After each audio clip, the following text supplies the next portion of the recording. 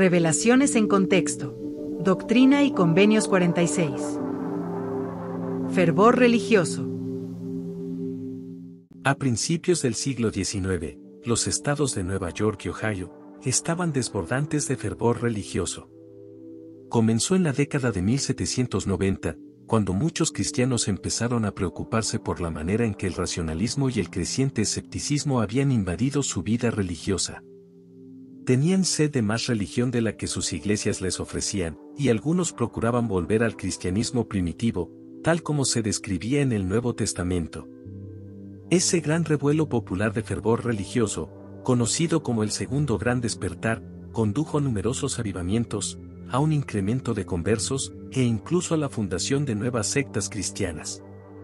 Una característica de esa cultura renovadora fue un creciente interés en las manifestaciones y los dones espirituales.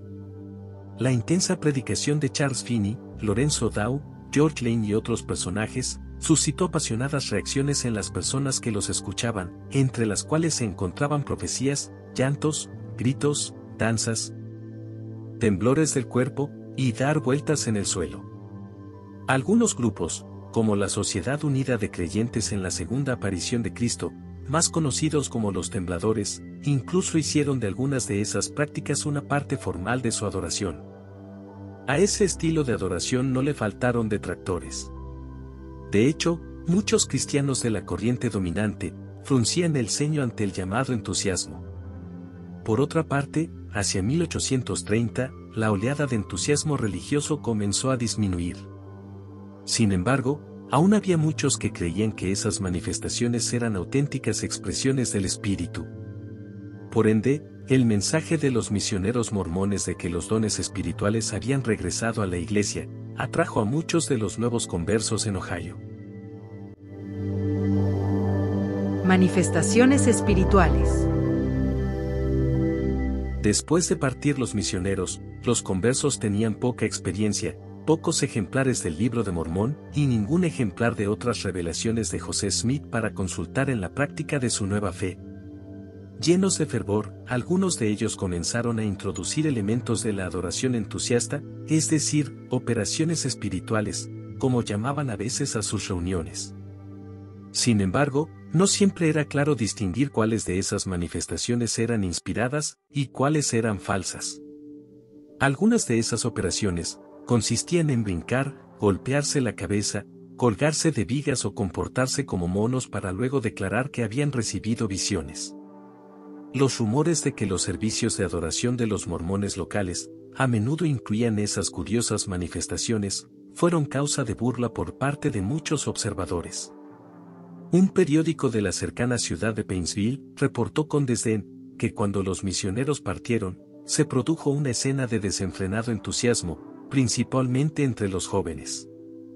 John Corrill, quien se había convertido en enero de 1831, más tarde escribió que eran muy pocos los miembros de la iglesia que se comportaban de esa manera, y añadió que había muchos que tenían la sospecha de que eso procedía de una fuente del mal. Cuando José Smith aún estaba en Nueva York, llegó a preocuparse por la falta de liderazgo entre los nuevos conversos de Ohio, y envió a John Whitmer a Kirtland con copias de las revelaciones, con el fin de fortalecer a los hermanos en esa tierra. Cuando Whitmer llegó a mediados de enero de 1831, se sorprendió por la variedad de operaciones espirituales que presenció.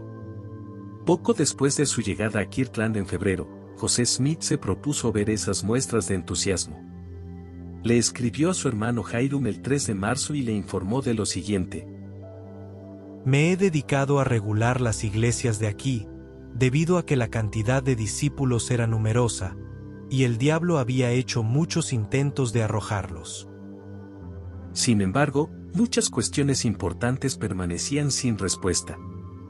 Si el Libro de Mormón prometía la presencia de los dones espirituales en la iglesia, ¿qué tenían de malo esas prácticas? ¿Acaso no había sido el mismo José bendecido con manifestaciones milagrosas del Espíritu? Además, ¿qué podía decirse de los relatos del Libro de Mormón sobre Alma y Lamoni, quienes cayeron, aparentemente inconscientes, mientras el Espíritu les hablaba? ¿De qué forma podían distinguirse los dones de Dios, de las invenciones humanas o de la influencia del mal? Los dones. El 8 de marzo se recibió una revelación que ahora está registrada en Doctrina y Convenios 46, en respuesta a las preguntas de José en cuanto a la forma de llevar a cabo las reuniones sacramentales, la cual arrojó luz con respecto a esas preguntas. En ella, el Señor recordó a los élderes que debían actuar conforme los guiara el Santo Espíritu al dirigir las reuniones. La revelación aprobaba la presencia de los dones espirituales en la Iglesia, incluso animaba a los miembros a buscar diligentemente los mejores dones, recordando siempre para qué son dados. No obstante, les advertía que unos son de los hombres, y otros de los demonios.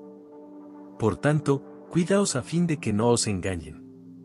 La revelación enumera los dones que los fieles podrían esperar encontrar en la Iglesia, entre los que están la fe, los milagros, el conocimiento, la sanación y el hablar en lenguas.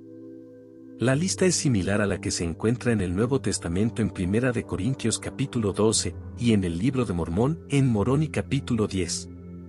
El Señor prometió también que a los obispos, los élderes y otros líderes se les ordenaba para velar por la Iglesia y que tendrían el don de discernir todos esos dones. No sea que haya entre vosotros alguno que profesare tenerlos y, sin embargo, no sea de Dios. Encuentra más recursos de contexto histórico en la sección Historia de la Iglesia, en la app o en la página de la Iglesia de Jesucristo de los Santos de los Últimos Días.